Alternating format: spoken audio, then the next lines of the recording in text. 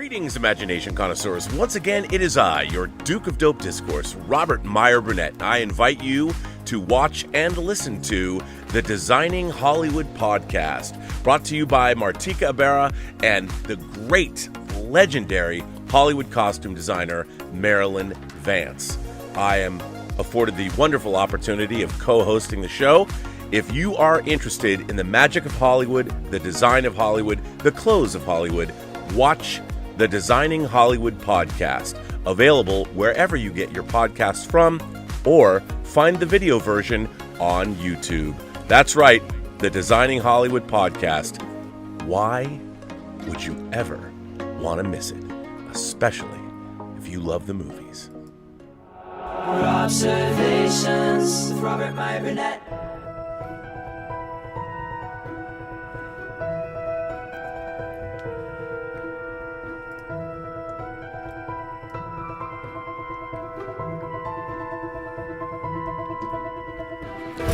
Well, greetings, Imagination Connoisseurs. Once again, it is I, your Duke of Dope Discourse, your master of fun and wonder, your Viceroy of Verisimilitude, your Archbishop of Banterbury, your Evangelist of the Imagination, your Sommelier of Sci-Fi and Cinema, and, of course, the as-yet undefined, your existential Mr. Rogers. That's right, me. Robert Meyer Burnett, and I am Robcasting at you. You, members of this, the Post-Geek Singularity community, you Imagination Connoisseurs that keep me going each and every day. So, James Gunn's Peacemaker is over. I believe it stuck the landing. Quite enjoyed it. Now I'm on to the marvelous Mrs. Maisel, because after all, what is content any more than just some way to pass the time while you wait for death? No, I'm just kidding. I don't truly believe that. The end, according to Walter Kovacs, might be nigh. But, it'll come soon enough. Why hurry? Why rush? Anyway, I'm a huge fan of James Gunn. I have a bit of a history with him. I met James Gunn.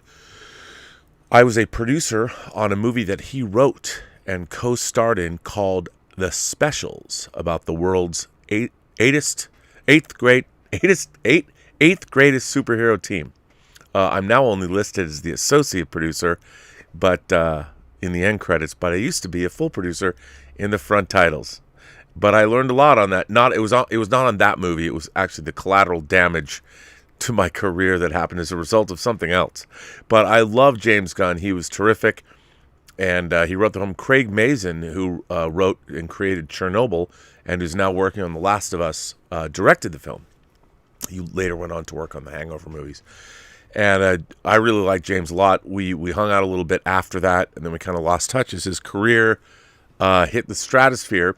In 2000, James Gunn wrote this novel, The Toy Collector, which is about a guy named James Gunn who he does a lot of bad stuff to fuel his toy obsession. Let's just say I related to this novel a lot. So I've always thought of James Gunn as a kindred spirit. But one of the things that I've really loved about his career as a filmmaker, whether he was writing the Dawn of the Dead remake, which, by the way, I was so adamantly opposed to that movie.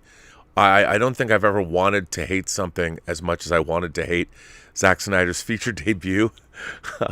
I liked it. I mean, anyone who's watched this channel knows that Dawn of the Dead is one of my favorite horror films of all time.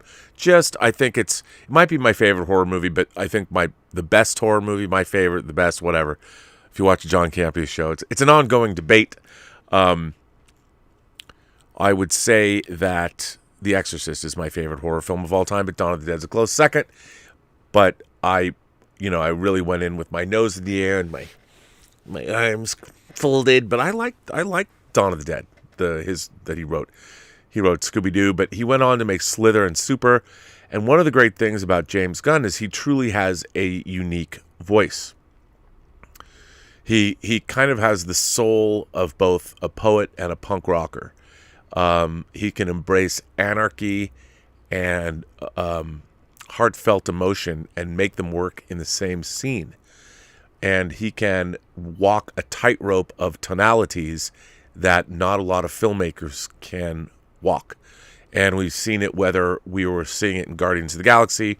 Obviously, I said Slither and Super are kind of both sides of that same, that they're either side of the tightrope, and he manages to, they were two different films, but what he's done is figured out how to balance the sensibilities of both Slither and Super and put them into singular films like Guardians of the Galaxy, although Guardians of the Galaxy is more Slither and Peacemaker is more Super.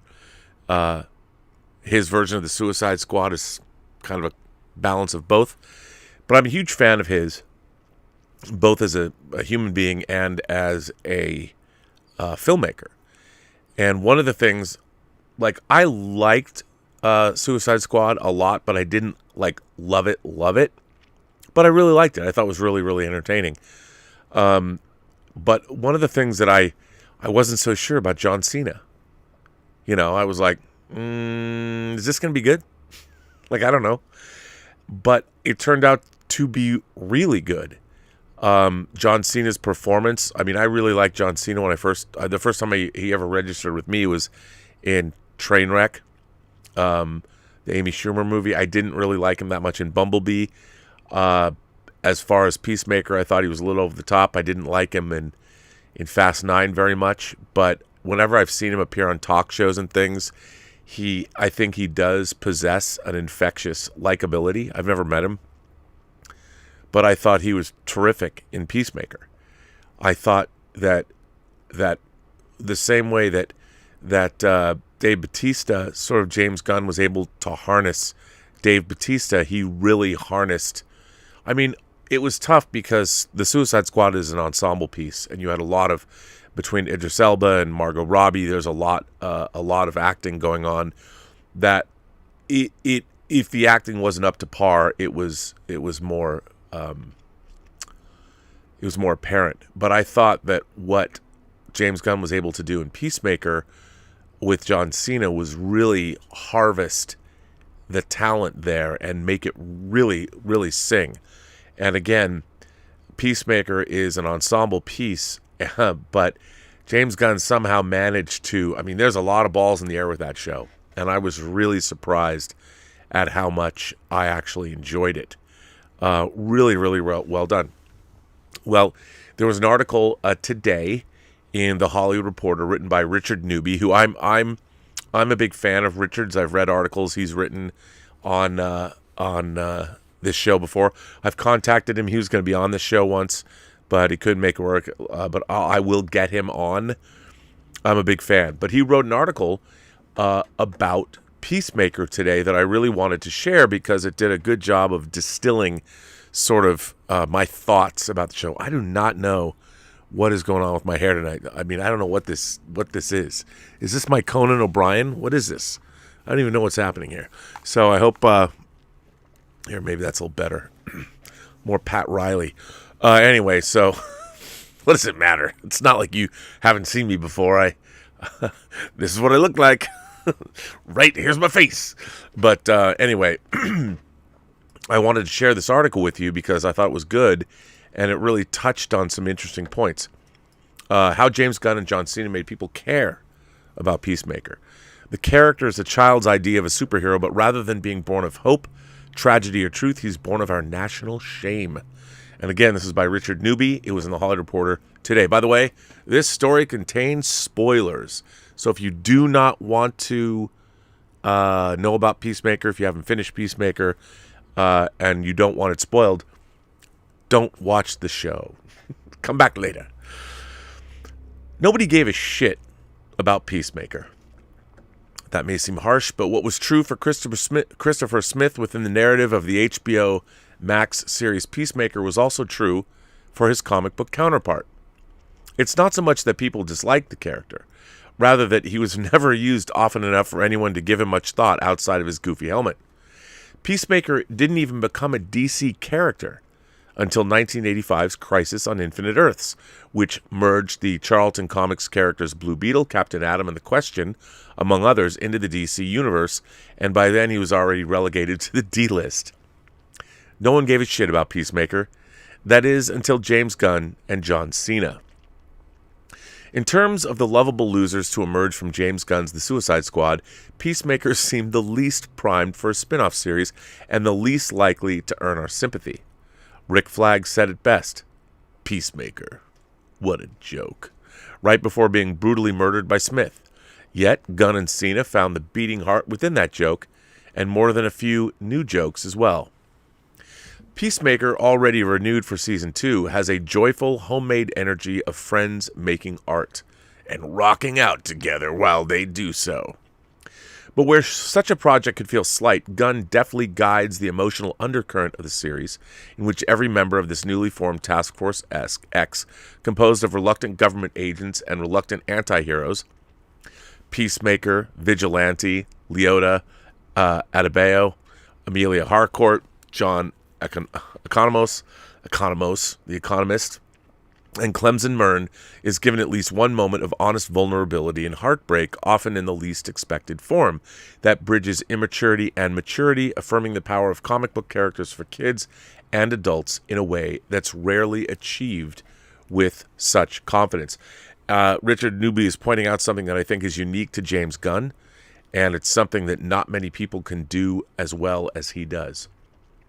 Never did I expect Cena playing Motley Crue's Home Sweet Home on the piano, Brooks as Leota emerging as a black hero we've never seen represented on screen before, or AG's Economos tearfully revealing why he dyes his beard to hit me with such emotional weight.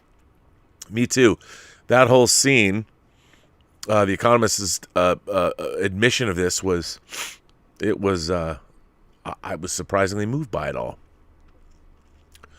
And yet the sincerity amid the irreverence works because it feels so personal. There was no doubt that Gunn could write it, given his prior work and knack for creating characters, as that all feel like pieces of himself. But for all of these actors to achieve that, letting us in on what feels like an admission of how the world often sees them, feels particularly special, an invitation to check out our own preconceived notions of others and self-judgments. Gunn's greatest tool has always been empathy. I agree with that. If you look at his movies, even the weirdest of the weirdos have some kind of empathetic treatment at the hands of James Gunn, which obviously we saw that even in Guardians of the Galaxy, which is surprisingly emotional. And I think I like Guardians of the Galaxy 2 more than most because it's all about the healing of broken family members, and I thought it was good. The bloodshed and the dick jokes are fun, and the encyclopedic knowledge of the most obscure comic characters is unmatched by fellow comic book filmmakers, but Peacemaker thrives on James Gunn's ability to create human connection between characters who, at least on the surface, not only resist connection, but have accepted their place of anonymity. Gunn excels in healing broken things that didn't even know how broken they were. When we rejoined Smith following his near-death experience in the Suicide Squad, he's just spent months healing from his injuries. While his body is mended, his mind is clearly not, as he's haunted by the death of Rick Flag and begins to question his creed of cherishing peace with all his heart, no matter how many men, women, and children he has to kill to get it. Smith is released into an America that is just as broken as he is, one overrun with conspiracies, anti-science, and neo-fascism. Smith certainly plays his part in that, and his references to facts he's learned on social media about other superheroes and people in general are funny to a point, but also a chilling reminder of how easily we all buy into misinformation because the internet told us it was true. The series doesn't let Smith off the hook for his actions, and he begins the series as a jerk who really tests the boundaries of lovable asshole.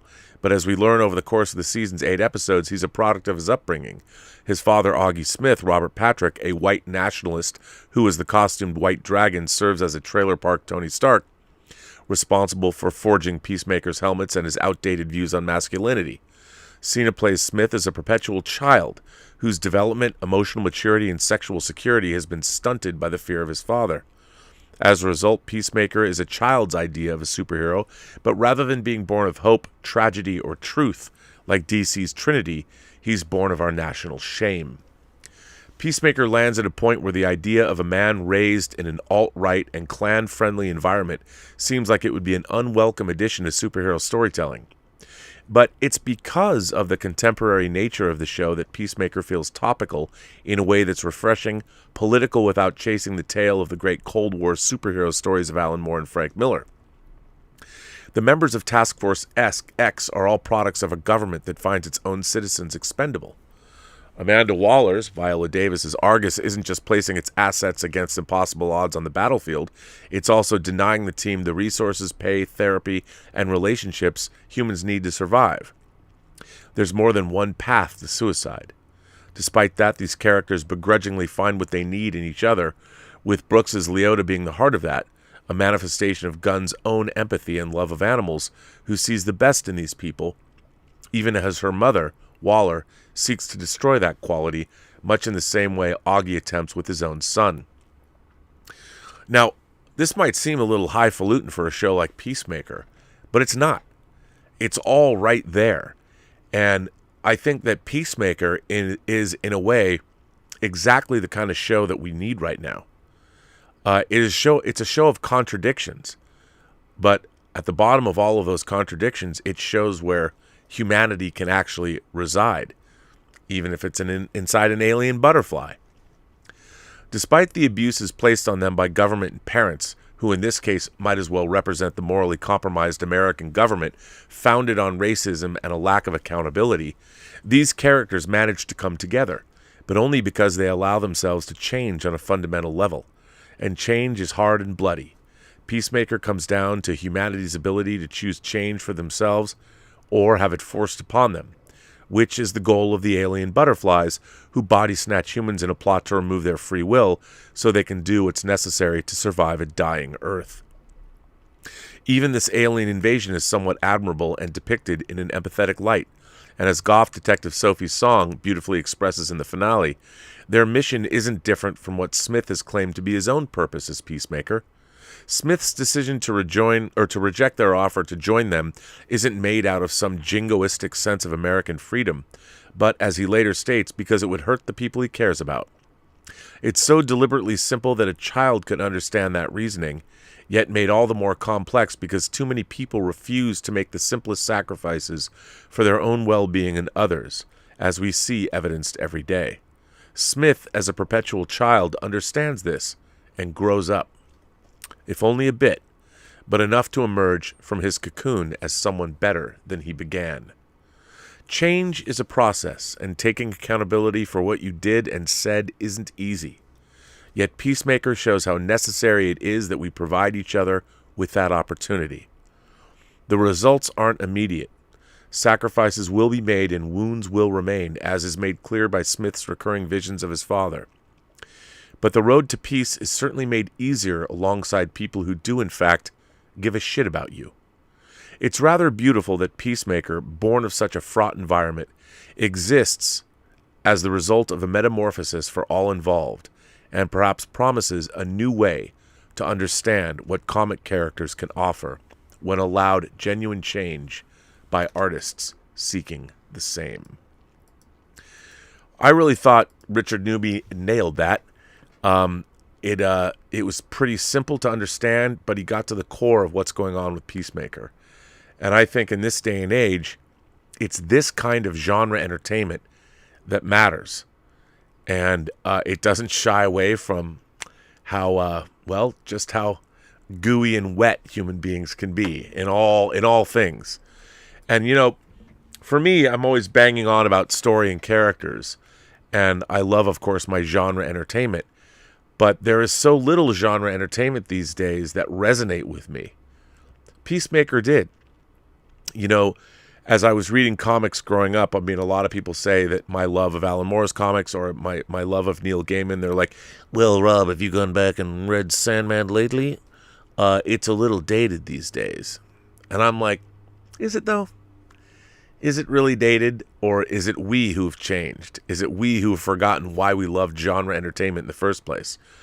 I think a lot of genre entertainment, my favorite franchises, have become so, they're just grist for a mill. The fact that Warner Brothers allowed James Gunn to make Peacemaker the way he made Peacemaker proves that there is still stuff out there that the studios are letting get made that matters, that resonates. I think as we stream and as we binge and as we watch, things come in one ear and out the other. There's so much content now. And when you watch something on a streaming platform, it's all like on HBO Max. I click through it. Every movie's the same. Every documentary is the same. It's the same size box, the same size thumbnail. It doesn't matter how much something cost. Everything has been reduced to the same clickable button.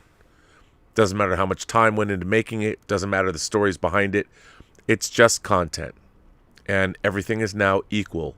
In terms of streaming, I think Peacemaker is something that stands head and shoulders above most of the genre programming made today. It's certainly unique in what we're getting. Now, I love the Marvel Cinematic Universe. You know that I have. I talk about it on the show all the time. I love it.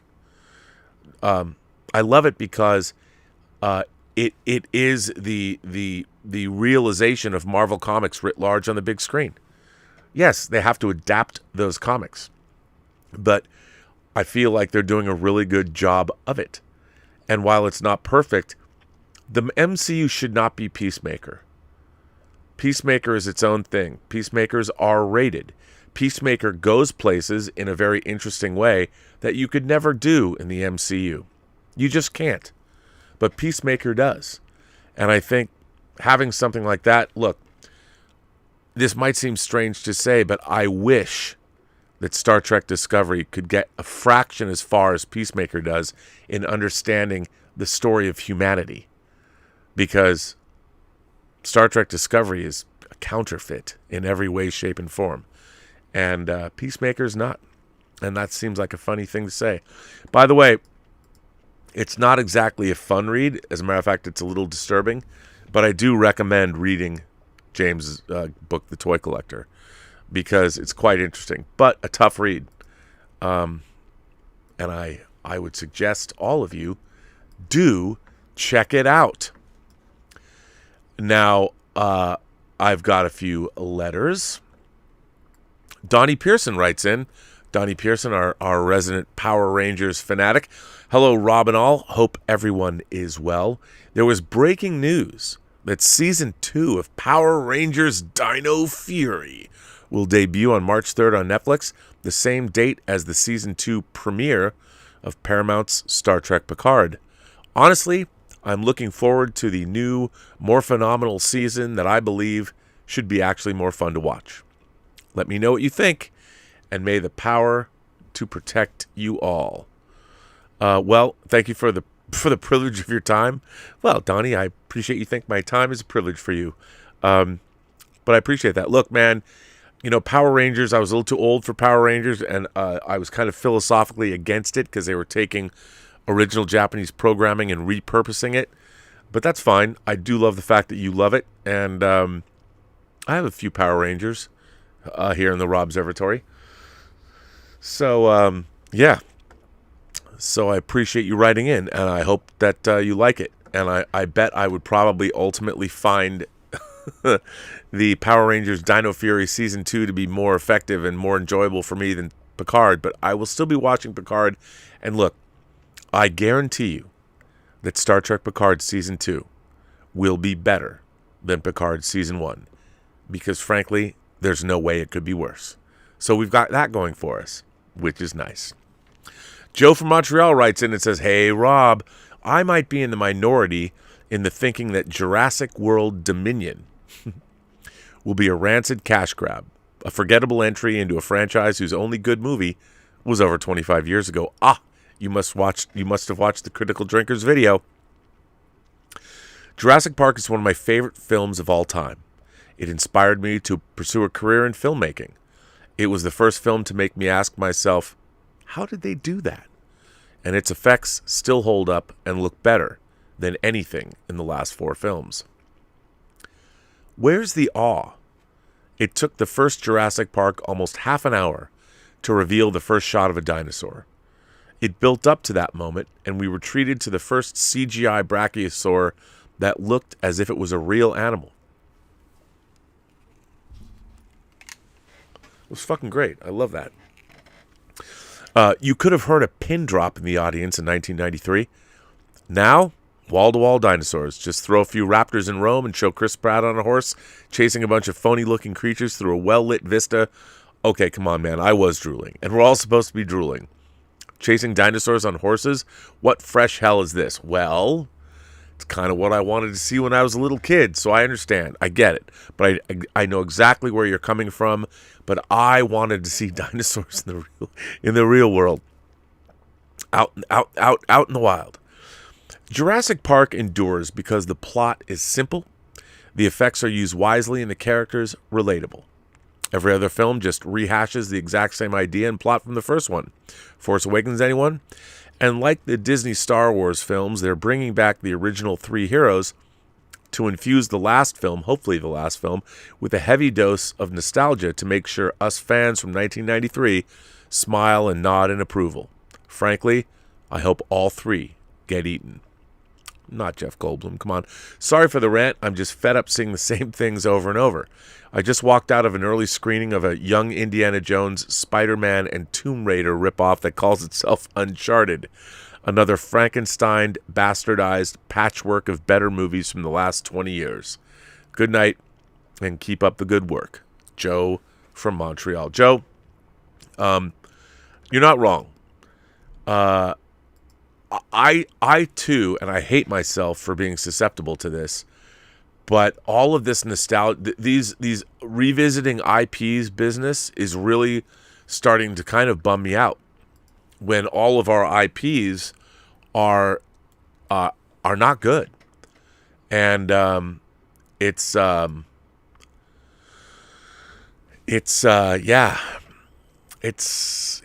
of depressing. And I it used to be if you wanted to make sequels, fine, but my God, what we're getting is reworked, warmed over. The new Texas Chainsaw, which we're going to talk about next week. Dave Parker is going to come back to Midnight Metal. We're going to do them once a month. And for those of you who hate me getting sloppy drunk, don't have to worry. I'm off the sauce for a while. I do that sometimes. I go off the liquor, go off the booze, and I'm going to work out, drop some weight. You know, I do it maybe, I don't know, every other year. It's good. Feel good. Got to give my liver a waste. A waste? Liver? My liver is a waste. I got to have to give it a rest. But, yeah, so we're going to talk about that. But I'm tired of these bastardized IPs. And by definition, the stories aren't truthful. So it is kind of a bummer. This might be one of the funniest letters that I've received in a long time. It's from our own Stubble McShave. Can't believe I'm going to read this. Hi, Rob. So, a bit of a different letter this time. It's time to get silly. I read an article a way back and I can't find it again. If I had found it, I would have sent you the link in a tweet or something. Instead, I decided to write a letter on the topic. The topic is the raunchy lines of dialogue from Star Wars when they're taken out of context. I must first put up a warning.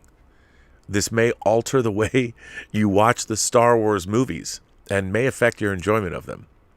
Read and listen to this at your own risk. Now, Rob, I need you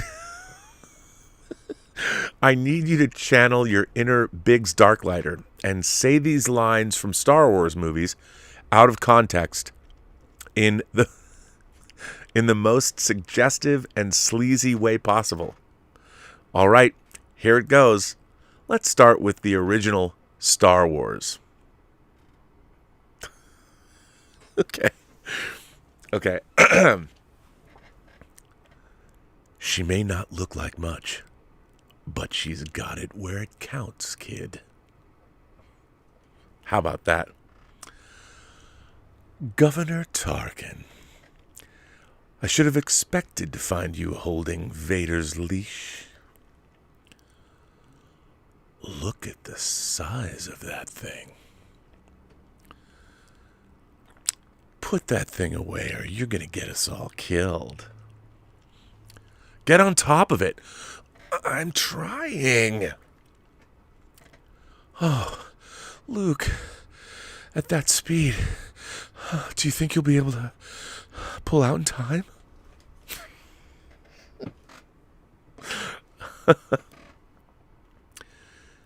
You're all clear, kid. Now let's blow this thing and go home. Oh, get clear, Wedge. You can't do any more good back there.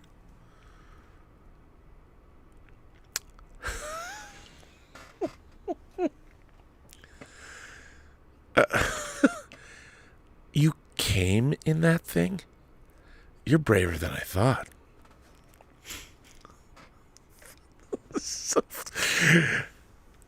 Get in there, you big furry oaf. I don't care what you smell. It came from behind. Myself, the boy, 2 droids, and no questions asked. I don't know, man. I don't know if I can do this anymore. Okay, this is Stubble McShave asking me to read Star Wars lines in a suggestive manner. I don't think I'm going to continue, Stubble, with that, but those are better. Those are better. It gets a little funnier as we go along. I don't think... Okay, here's a few from Empire. I thought that hairy beast would be the end of me. And then, of course, the size matters not. Judge me by my size, do you? I'm telling you, Stubble, I don't know where you came up with this, but apparently, according to Stubble, there's as many raunchy lines in Empire as there is in Jedi. How about the prequels and sequels? Well, there are a few that come to mind. I'm sure there are more, but I'm not as familiar with those movies. Something inside me has always been there, but now it's awake. Rob, are there any more lines of dialogue that you can think of in the Star Wars movies that can be taken out of context and be very suggestive? What do you think of taking lines out of context for a smile and a giggle? Hey, as long as you're smiling and giggling, why the heck not? Does it make you smile? Or do you think it degrades the movies in some way? Look, man, I can watch Star Wars. I take Star Wars very seriously. But I can also have fun with it. You got to do both. You must do both. And would you believe we have a letter from Omar, 94. I have some suggestions. Hi, Rob, the moderators, and the Post-Geek Singularity. I have some suggestions for lesser-known movies which I like and would recommend to others who are looking for something to watch. So here goes. A 1992 Frank Oz romantic comedy, House Sitter, starring Steve Martin and Goldie Hawn, with Peter MacNicol in a supporting role. In the film, a con artist moves into an architect's empty house, posing as his wife. A 1950 drama, The Young Man with a Horn, directed by Michael Curtiz, the director of Captain Blood, Casablanca, and co-director of The Adventures of Robin Hood. The film stars Kirk Douglas, Doris Day, and Lauren Bacall. The film follows a trumpet player who finds himself torn between 2 women he likes, an honest singer and a manipulative heiress. A 1947 comedy, The Bachelor and the Bobby Soxer, starring Cary Grant and Shirley Temple. The film is about a high school girl who develops a crush on an older man, a playboy to be more specific. A 1948 musical, Romance on the High Seas, starring Doris Day. Just to clarify, Day is not the star of the movie, but the most well-known to people now. In the film, a married couple suspect each other of cheating, so the husband hires a detective, while the wife has a nightclub singer pose as her on a cruise the married couple were supposed to take, leading to many romantic misunderstandings. Those are very interesting, Omar. Not usually ones that are recommended on this channel, so I thank you for that. That's all the suggestions I have for now. I have more, but that can wait in a future letter if people are interested. Omar, I don't doubt you, sir. I know that they will be back. Absolutely. Let's see. I got to go back and catch up with a few super chats that were dropped in yesterday. Let me make sure that I'm not missing anything. Let's see. So first of all, I'm going back in time, as Huey Lewis and the News said. Let's see.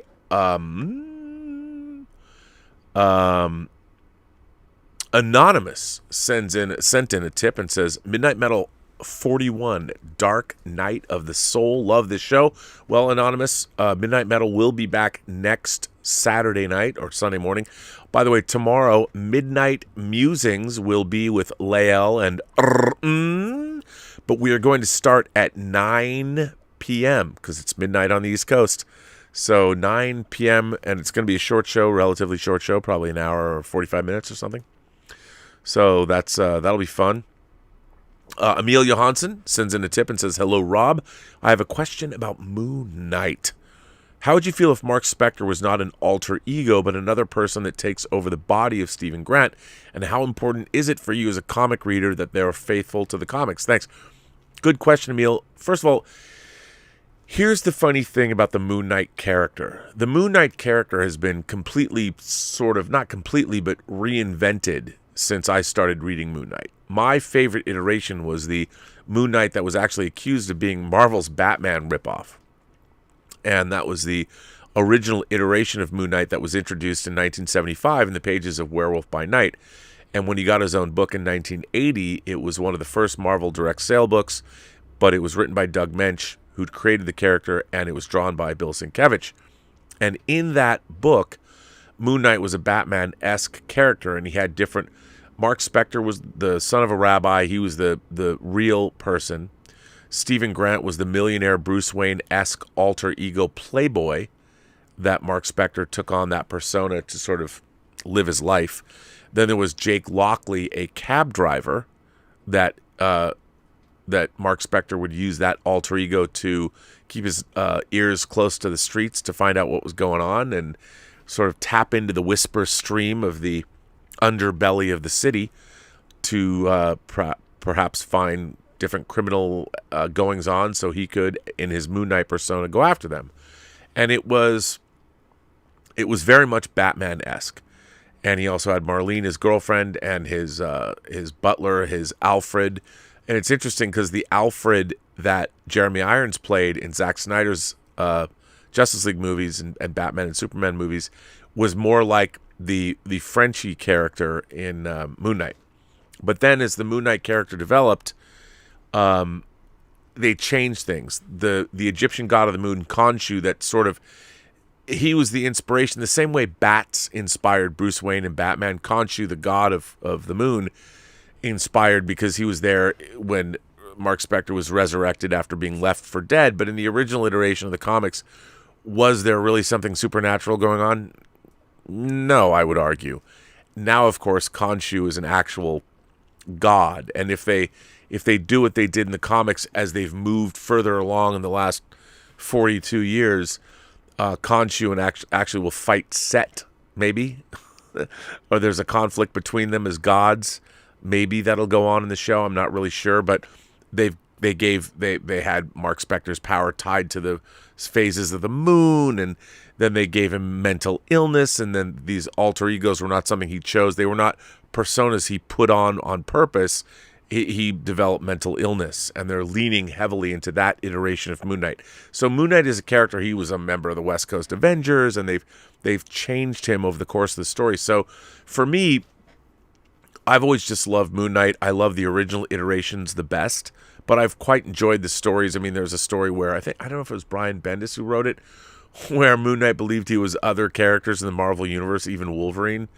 And that was all very interesting. It wasn't the Moon Knight I fell in love with, but I've read all the different iterations of the character, so it's interesting.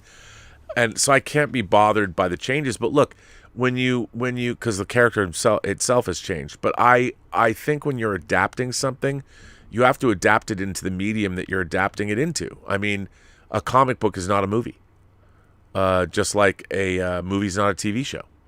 So adaptation is involved. I always say if you have the spirit of the thing and the people have a love of what it is they're adapting, and they can imbue that love in whatever it is they're adapting, whether it's a movie or a television show, and if it's a comic book or a science fiction movie, I'm all for that. What I can't stand is when creators take, like, I don't feel that there's any particular love of the Star Trek franchise in modern. There is in Star Trek Prodigy, and obviously there's a lot of love for Star Trek and Lower Decks. It's not the kind of love I like. It's that comedian love Lower Decks is like I at a time there was a time when I met a lot of people that were in comedy, and there's that people who are in comedy are always on, and it gets to be, you know, they always want you to know how clever they are, and that's fine, but Star Trek Lower Decks is a Star Trek show that is like going to Comic-Con and listening to people that are insufferably trying to make you understand how much they know about Star Trek all the time. And I'm like, yes, I know. I understand that reference. And you think that every 30 seconds. And it's like, can we hold your role and tell me a story? I don't need to know how much you know about Star Trek. I get it. Whether you went on Memory Alpha or you really know it from that comedian perspective where you're not in the universe. You're in the universe and our universe at the same time. So, and I hate that, if that makes any sense. Hate it. Checkmate 9 Moves sends in a tip and says, I love movie cliches. More specifically, the tie between the villain and classical music. The complexities of the symphony are great shorthand for conveying to the audience that the villain is both intellectual as well as complex. Thoughts on this? You know what, Checkmate 9 Moves? You're absolutely right. I love when villains are playing classical music. You know, I think about Carl Stromberg in The Spy Who Loved Me. Na na na na na na na na na, as the Atlantis is rising out of the ocean. I love that. That is a great trope. That is a great movie cliche.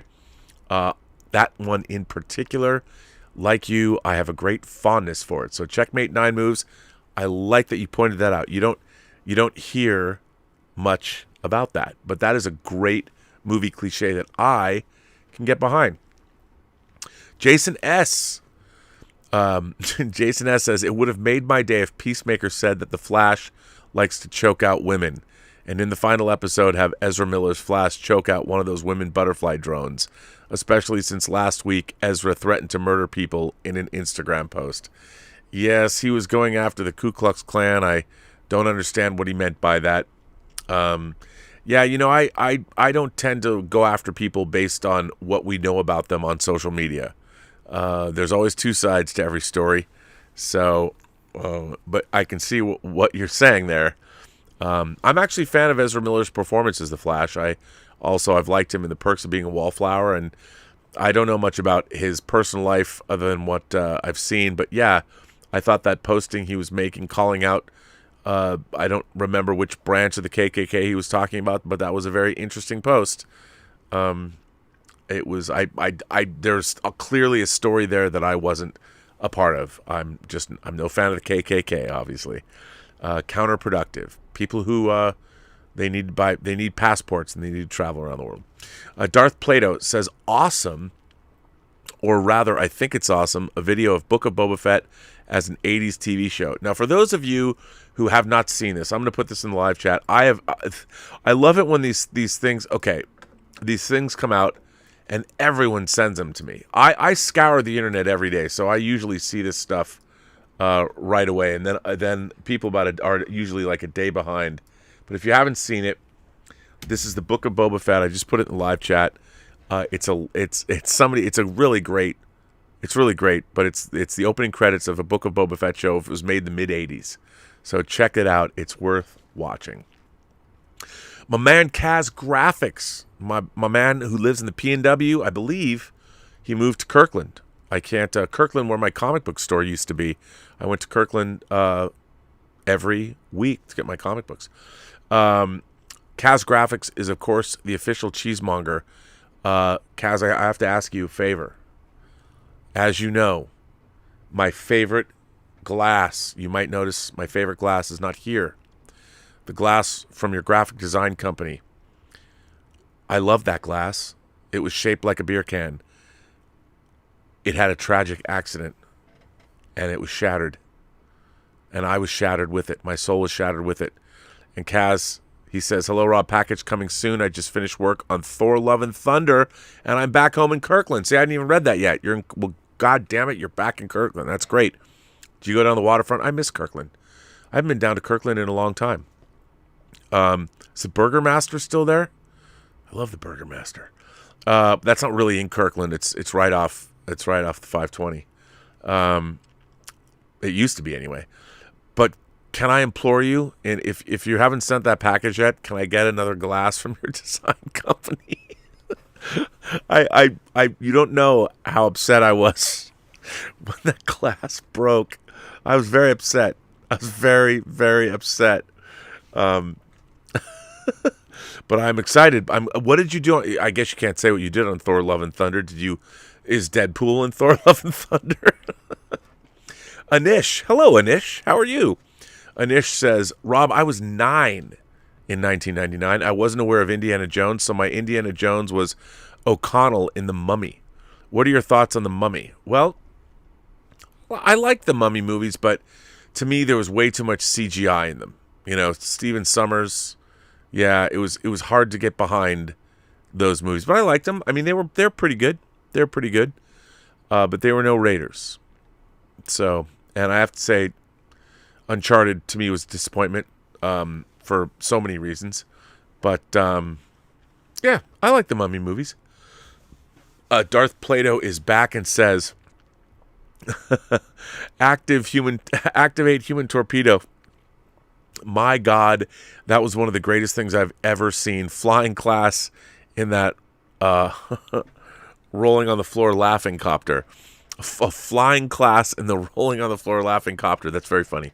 Look, one of the great things about Peacemaker is the writing. It was so clever. Everything was paid off. And it was all set up and pay off. Gunn is a great writer. A Faw became a member. Thanks, Afa, for becoming a member. Afa also sent in a super chat and said, I'm a big fan of yours from Utah. I love hearing you speak on movies, especially anything fantasy, sci-fi. This stuff is more than just fandom to me. Afa, I agree. I mean, it's hard to say nowadays that it matters, but I think that storytelling and our pop culture helps define where our culture is at. And as I've said, I am not an anti-capitalist. I am not somebody that believes that we have to smash the patriarchy. We're in a constant state of evolution. And, our civilization has been evolving from when we stepped out of the trees, and it will continue to evolve. And we all have to evolve together. Smashing the past is not a great way to move forward. And I do think that our stories matter. Movies matter. Books matter. Our pop culture matters because it defines us. And I don't like it when it's not great. I mean, when I was growing up, movies were a vibrant part of our artistic culture. And now I would say that that has changed. Movies are no longer a cultural force the way they once were. Sure, everyone goes to see Spider-Man No Way Home. And I really like Spider-Man No Way Home. It was a lot of fun. But what do you take out of it? How does Spider-Man No Way Home,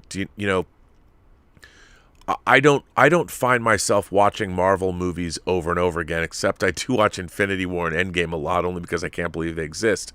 But I watch different kinds of movies. I mean, movies I always return to. I watch Almost Famous. I watch Amelie. I'll watch Scorsese movies, or I'll watch Truffaut films, or I'll watch my beloved Ennui trilogy, or I'll watch a Tarkovsky movie. Half the movies I watch, people won't. I can't even give them to people or tell them to watch them because I know they won't like them. But they matter. And as you say, this stuff is more than just fandom. It absolutely is. Tom Jr. Jackson says, Rob, your hair looks fantastic. Is that like in The Color of Money? When Tom Cruise is like, his hair was perfect. I mean, I guess I should feel fortunate that I have a pretty good head of hair. I mean, I do enjoy my hair, but sometimes I don't quite know. If I don't shave it or cut it, I guess I'm lucky. But I'm not going to color my hair. I was like, you should color your hair. What? I don't want to color my hair. I like going gray. I like getting old. It's part of life. The very effervescent and fun to hang out with Connie Sang says, Rob, I just got wine and whiskey for Sunday. Oh, don't worry. I'll drink wine and whiskey. That's okay. I'm not going to get smashed live. I mean, I'm not completely off the sauce, but I will not just, drink. I'll have alcohol with a meal or something, but I'm not going I'm not going to get my drink on and get all hammered and sloppy drunk. I've got to get a little bit more serious. I'm looking for financing for future projects and things like that. And I can't be on the internet like, give me some more to drink. I can't do that, at least for a while. Dildo. I see what you're doing there. Dildo says, "Hail Rob, I am glad to catch you. Haven't been so great, but back to normal. Missed your show. Keep it up." Well, Dildo, I will try and keep it up. Thank God that's one thing I can still do without any problem at all, without any kind of ringed assistance. So, hey, I'm all good. Hassoni Parker. Hassoni, oh man, it was so great to meet you on the member stream last week, man. You cracked me and everyone else up. Can't wait to read your comic. Hit me up to DM and I'll send you. Actually, you know what? Hold off because you're sending it. We will be changing residences shortly, so I don't want anyone to send me anything quite yet until we get into the new place. Michael O'Neill sends in a super chat and says, "When will Sword show back up? Is Fury still looking for his shoes?" I think we're going to see Sword in a big way in Secret Invasion when it comes out. Absolutely. Absolutely.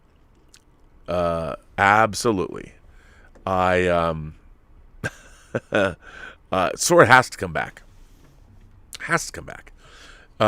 Afaw sends in another super chat. "Hey Rob, I do have a question I want to ask.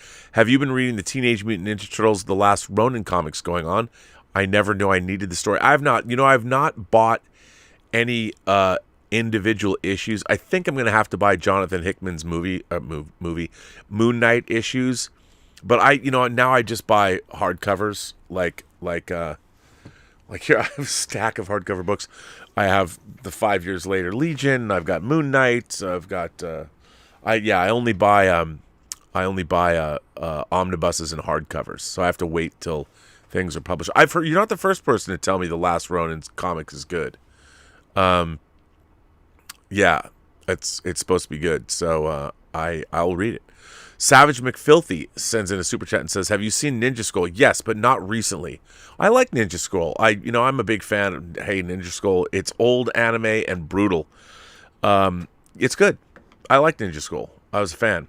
You know what? I should get some of that. I don't have a lot of anime, but it's mostly like here's my old Turn A Gundam. So check this out. So wow, this is all so dusty.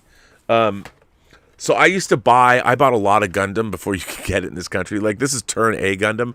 This is a total Hong Kong bootleg. I used to buy, and this is a DVD. But it was pretty cool. So these Hong Kong bootlegs have these cool, like, matte finish things, and, they fold out. It's pretty cool. I mean, well, you can't see. I used to buy a lot of this. I bought a lot of this Hong Kong anime because they were all subtitled, and the Japanese they would never put this stuff out in. And I like this. I mean, I don't know when the last time I watched Turn. Sid Mead actually designed this Gundam. I don't know why I'm going off on a tangent about Turn A Gundam, but hey, there you go. I like old school anime, but Ninja Scroll, I'll have to get that on disc. I've never owned Ninja Scroll. I should get that. Ash Chauhan says, "Hi Rob, it's been a while. It has been a while, Ash. Hope all is well with you. Have you had a chance to see Pam and Tommy? I haven't watched all of it, but it's amazing. My God, Lily James and Sebastian Stan, the performances are stunning, and Seth Rogen's great too. I feel like I'm watching the real Pam and Tommy. I know. I mean, Sebastian Stan doesn't quite look like Tommy Lee, but it's still, he embodies that character. I haven't been this enthralled with this series since The People versus O.J. Simpson. It's pretty amazing. I love the show. It's really great. Joshua Levesque, our own Joshua Levesque says, "Evening, Rob. Any idea when you'll return to Open Bar?" Open Bar? You mean the Critical Drinkers Open Bar? I don't know. I don't know if the Critical Drinker. I love The Critical Drinker. You know, I'm 9 episodes away. I've kind of been stringing it out, but I'm 9 episodes away, and I think what I want to do for the 100th or the 800th episode of Robservations is talk to a lot of my favorite YouTubers and do pre-recorded interviews with them. Drinkers said he would do it. So I'm a big fan of Drinkers. And as you all know, I've streamed with him a number of times, and I really like him. Vincent Diesel says, Rob, come back to Midnight Metal. It is your destiny. My kids want it. Even Pablo wants it. Who's Pablo? I have no idea. But I'm sure he wouldn't mind. Anyways, come fulfill your destiny by resurrecting Midnight Metal. Well, we are. Next week, Dave Parker and I are going to do Midnight Metals once a month. And we're going to talk about the state of the Texas Chainsaw franchise, or lack thereof. So yeah, that's what we're going to do. We are going to do that. So we're coming back so next week. And then, of course, if all goes well, we're having the great eastward migration, and the Robservatory 2.0 will be in full effect. And Michael Preston sends in a super chat and says, "Hi Rob, now that you're doing Movie Club with John Campea, will you still do Whining About Movies with Elizabeth?" Yes. We are going to do Whining About Movies. We're going to bring it back. For those of you who might be new to the channel, Elizabeth, my girlfriend, we did a show. We haven't done it in a while. We did one a while back, but for New Year's Eve, but we're going to do, we do a Whining About Movies show where we would share a bottle of wine and talk about movies. And the John Campea Movie Club, which, by the way, has really taken off, which is fun, but it's very mainstream.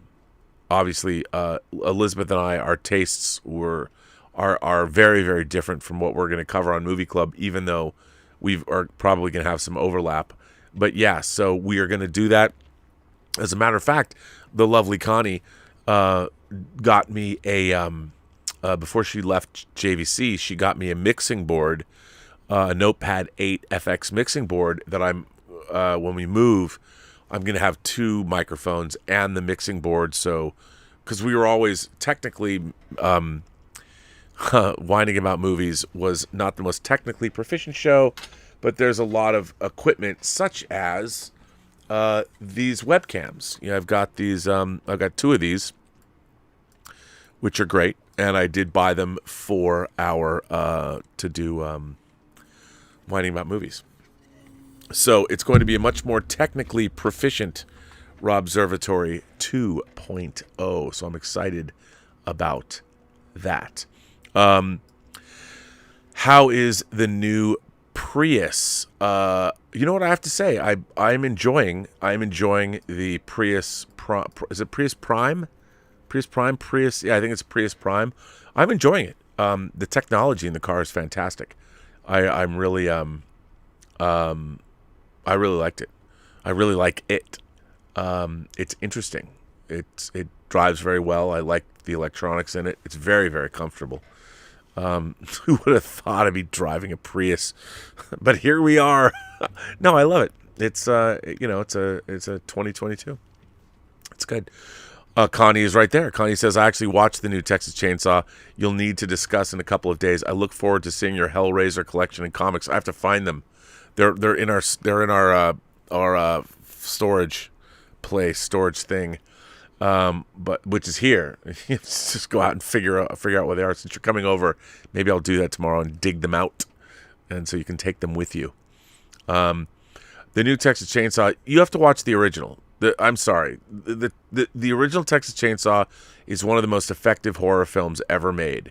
And it has peak verisimilitude. It will never be recreated, and yet people keep trying to do it. And, of course, the first movie I ever worked on was the Texas Chainsaw Massacre 3, or it's Leatherface, the Texas Chainsaw Massacre 3. And, it was a bad idea then. It's a bad idea now. How many times are they going to redo it? I mean, it's not good. This new one. Ooh boy. I don't know what to say. I don't know what to say. Yeah, here's the thing about Texas Chainsaw, and I don't want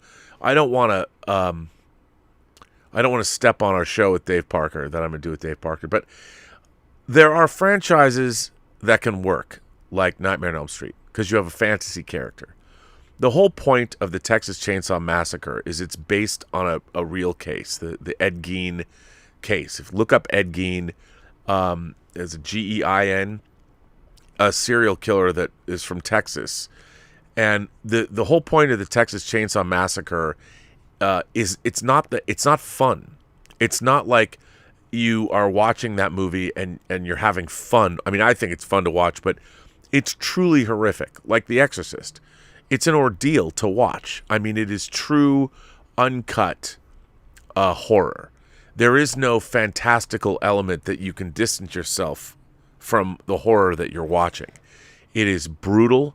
It is inhuman, and it is steeped in the horrors that human beings visit upon other human beings. Even Michael Myers and Freddy and Jason, they are supernatural beings of some kind. So there's a distance between you and those psycho killers or whatever. And in the Scream movies are self-aware and they're postmodern, so there's a distancing there. But the whole point about Texas Chainsaw Massacre is the original, because of the way it was shot. It's has peak verisimilitude, and it's very, very disturbing at a profoundly deep level. And when you try and turn that, and then of course, even Tobe Hooper knew that once you've done something like that, you can't recreate it. So his version of Texas Chainsaw Massacre 2 was a parody.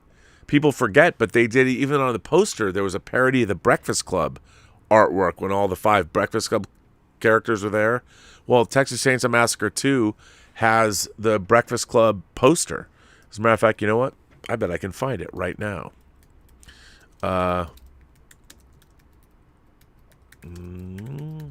can't even type.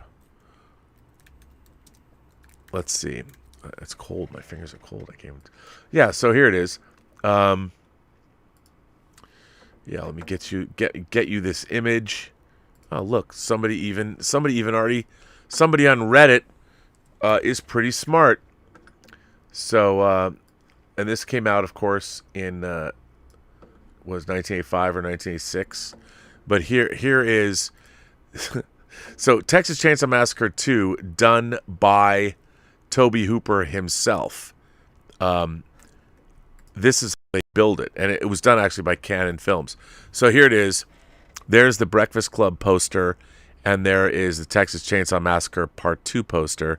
After a decade of silence, the buzz is back, because you cannot possibly recreate the horror of the original Texas Chainsaw, so they went in a different direction.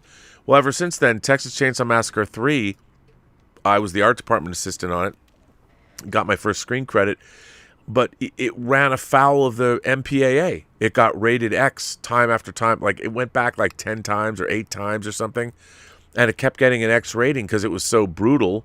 Jeff Burr did a fine job directing it, and Dave Scow, our buddy Dave Scow, wrote it. That's where I met Dave Scow. But it also had the greatest line of profanity I'd ever heard. Or not profanity, but it was a profane line. One character says to another, "Suck the snotty end of my fuck stick." Gringo piss. I love that line of dialogue. It had to get cut out of the movie. I mean, say it again, you'll see why. It got rated, and they had to cut the movie up. They had to reshoot the ending. It was just because it's not fun. It's not supposed to be. But what are you going to do? Tomfoolery. Skullduggery says, heard you are a huge fan of Kamen Rider. Which Kamen Rider series did you last watch, and which series character is your favorite? Bro, I'm a fan of the original Kamen Rider, the Green Grasshopper. I have not kept up with all the Kamen Rider series. I watched Kamen Rider when I was a kid. I have an awesome Enterbay quarter scale figure of the original Kamen Rider. I love it. Also, did you see that Hot Toys reissued the DeLorean today? Pretty sure you already have one, and we'll get another. Okay, tomfoolery. I did not get the DeLorean, and I'm going to get that because it's the Back to the Future 2 DeLorean, which I don't believe ever came out before. But I don't think it's going to be available for a while. Of the vehicles, the 6-scale vehicles that I have the Hot Toys 89 Batmobile. I have the Jazz Inc. Land Speeder. I have the Jazz Inc. Millennium Falcon cockpit. I have the Ecto 1 coming, the Tumbler. Yeah, and but I'm definitely going to get that DeLorean. Oh, yes, I am. Joshua Levesque says, I take it you won't be watching Book of Boba Fett soon? No. I did watch it, though. You know, I'm glad I watched it. But I won't be watching it anytime soon. Yeah, it was a bummer. Jeff Yerke, the Yerk Man, says, peace, Brother Rob. Live long and prosper. How are you? What's with... Come on, man. You got to say, and Mrs. Y. Please give my best to Mrs. Y. Hope you're well, Jeff. Hope your back is feeling good. Davi de Oliveira. Am I going to get this right? Oliveria? Pinheiro says, hi, Rob. Have you read the comic book Did You Hear What Eddie Gein Done by Eric Powell? It is something else. Fact and possibility tied into a horrific portrait of a sick mind. You're not the first person to tell me this. I need to get it. I need to read this. But yeah, that's the Texas Chainsaw character based on that. That is some bad juju. But yeah, that's all true. The Eddie Gein, all the Eddie Gein stuff. What is it? Did you hear what Eddie Gein done? Man, I did. It's bad. It's bad what Eddie Gein done. So yeah, not so good. You know what? I showed this on. I gotta show this. I gotta show this to you because it's totally rad. You gotta check this out. So, some people have seen this already, but this has got to be. So this is a third party. I don't know why I'm showing this to you, but I just it's so cool. I was showing it on the John Campea show's mailbag today.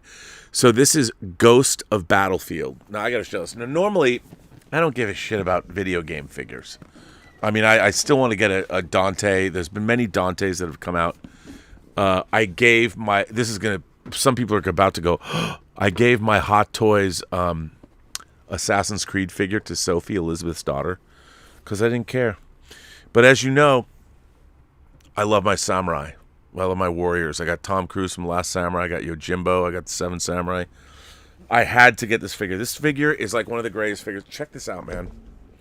Look at this. This is the Ghost from Ghost of Tsushima.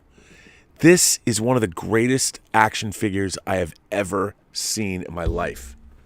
This figure is, I mean, it's got metal armor. It's got die-cast armor. This shit is incredible.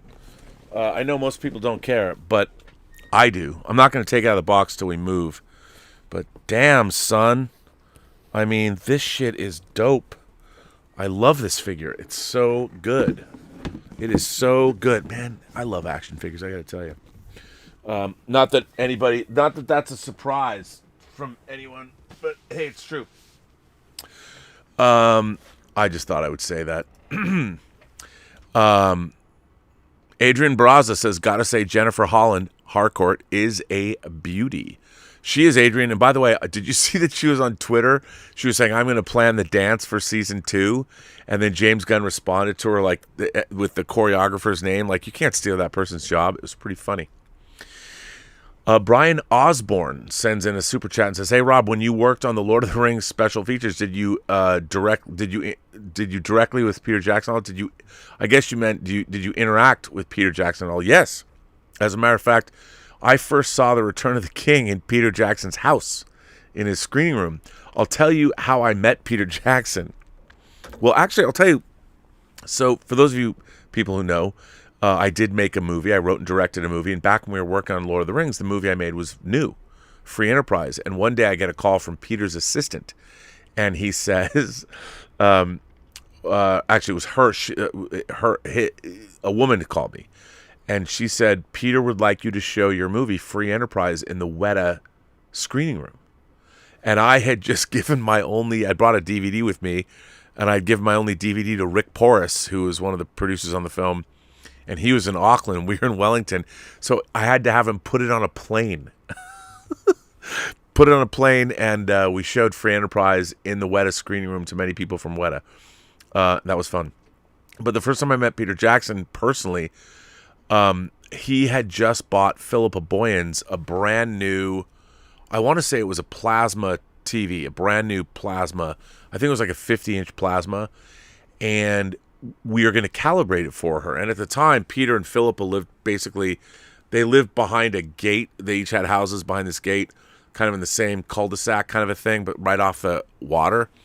And I asked Philip, I said, do you have any DVDs that have THX optimizers on them? They used to put, like on 20th Century Fox discs, some discs I had produced, like X-Men 1.5 and X-Men 2, they had THX optimizers. And I said, if you have one, we can use the color bars and we can adjust your TV properly. And she goes, oh, I don't, but Peter does. Let's go over to Peter's. And so we walked basically across the driveway, and she goes in the back door, and I am sitting in Peter Jackson's kitchen. And Philippa goes off to find X-Men 1 or 2 on DVD. And I'm just sitting in the kitchen by myself, and Fran and Peter walk into the kitchen. And they're like, oh, hello. Like, first, like, who is this wacky guy? And I'm like, Peter, Fran, I'm Rob Burnett. I'm part of Michael Pellorn's DVD crew. And I am just waiting for Philippa to come down. She's getting a DVD of X-Men or X-Men 2 that has a THX optimizer on it so we can balance the color on our TV. and it was funny because Fran's like, oh, really? You're here with Philippa? Philippa, I'm like, hold it. Easy, Cheetah. Easy, matchmaker. No. We're just friends. And then, of course, Philippa came down and rescued me, and we went and balanced her TV and drank heavily. But it was great. It was great. That was the first time I met Peter. But yeah, when we were down there, we interacted with everybody because we had to. We were there to interview people, and we were all over the place. And for I worked on Fellowship and Two Towers, and we were in New Zealand on and off for months gathering footage. So it was a lot of fun. I really loved that. It was a lot of fun. Davi de Oliveira Pinheiro. I think I hope I'm Pinheiro. I don't know. Am I getting it right? On the art house graphic novel front, I think Monsters by Barry Windsor Smith is one of the greatest works of fiction in a while. I may be overreaching, but it is the best comic in 10 years. I have it. You are not wrong. I'm a huge Barry Windsor Smith fan, and I love that comic. I think you're right about that. I totally agree with you. And Chad Van Syok says, do you think the Marvel shows and Peacemaker have shown director-led shorter series make superior entertainment? Yes. Yeah, because I think that I think we're seeing, I mean, there was a few other directors besides James Gunn, but he directed the majority of the series. I do think, because what you want is an auteurist vision. If you have a visionary who's making these things, you want that auteurist vision to bring you that unique entertainment value. I think absolutely. I think that is absolutely the way things should be done, for sure, 100%. Galliette Productions says, hi, Rob. I know it's been a while. I miss our conversations and hope to talk with you in the future. Well, let's do that. We should. Good to have you back. Well, listen, everybody. I think I'm going to bring this episode, Robservations episode number 791, to a close because I am exhausted and my mouth is killing me from talking. Literally, my tongue feels like, I don't know, like I slept with my mouth open all night long and the dogs were chewing on it all night or something, because I've literally been talking all day long.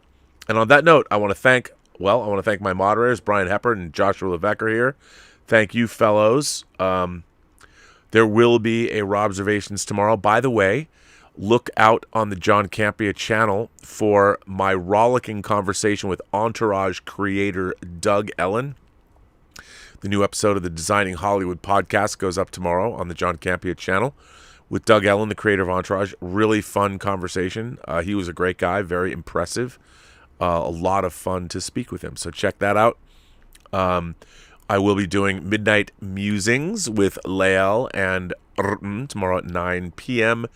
I am going to be recording a Designing Hollywood podcast for the next couple weeks tomorrow, so I'll probably do a Robservations around 4 or 5 tomorrow. And there you go. And, of course, Dieter Bastian and I will be back on Sunday to do Let's Get Physical Media. And those Dune sets came out, and Dieter's dispatched them. They're winging their way over to the States. So thank you, Dieter. Those Coke Dune sets are amazing. And on that note, I want to thank everybody for generously supporting the channel via Superchats and tips. And I want to remind all of you that, remember, every person you meet has a story to tell that you have yet to hear. And all you have to do is listen. And with that, I would say to everyone, have a better day, have a better night, have a better time, and let's hope that the people of Ukraine can avoid conflict. And thanks for that. I'll see you tomorrow with Robservations. Oh my God, 792.